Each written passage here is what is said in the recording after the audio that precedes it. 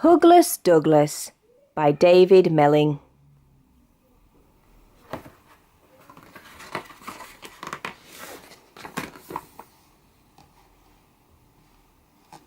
One spring morning, a big yawn came from the back of a deep, dark cave. It was a young brown bear, and his name was Douglas.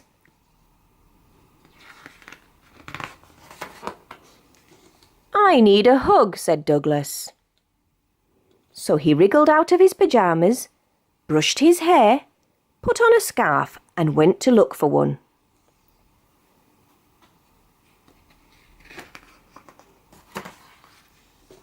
"My best hugs are big," thought Douglas, so he went up to the biggest thing he could find, wrapped his arms all the way around and gave it a squeeze.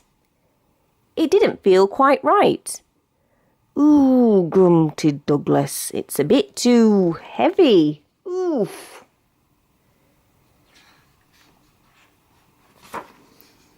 "My best hugs are tall," thought Douglas. So he went up to the tallest thing he could find. He hugged the bottom, he hugged around the middle, and he hugged as high as he could reach. Ouch! But it was all wrong. And it had splinters. "My best hugs are comfy," thought Douglas as he trotted towards a cosy-looking bush. He cuddled the bush, but something felt very odd. The leaves quivered and trembled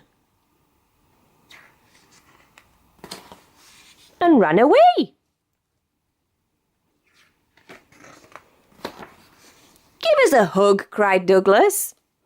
"No," baaed the sheep. "We're too busy." He scooped up armfuls anyway and tried to cuddle them gently, but they kicked and squirmed and didn't like it at all. "Poor Douglas. Why can't I find a hug?" he said. "If I want a hug," said a wise old owl, "I sit in my tree and—" "Let me try," whooped Douglas as he scrambled up next to the owl, but he soon found himself in a clumsy muddle. "Do it," said the owl crossly.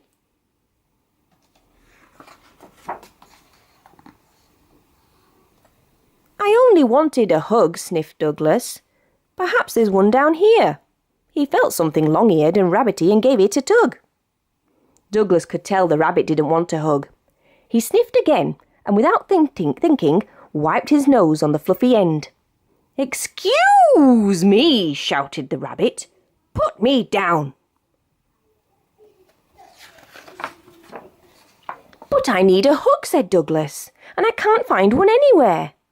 "Oh, I see," said the rabbit kindly. "Come with me." He took Douglas by the paw and led him round and about.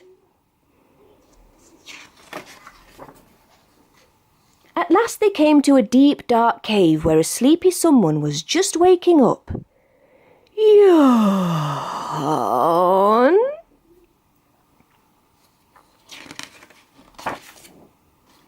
Douglas peeped inside. He had the funniest feeling that he knew the someone very well. "Hug?" asked Douglas, and ran as fast as he could towards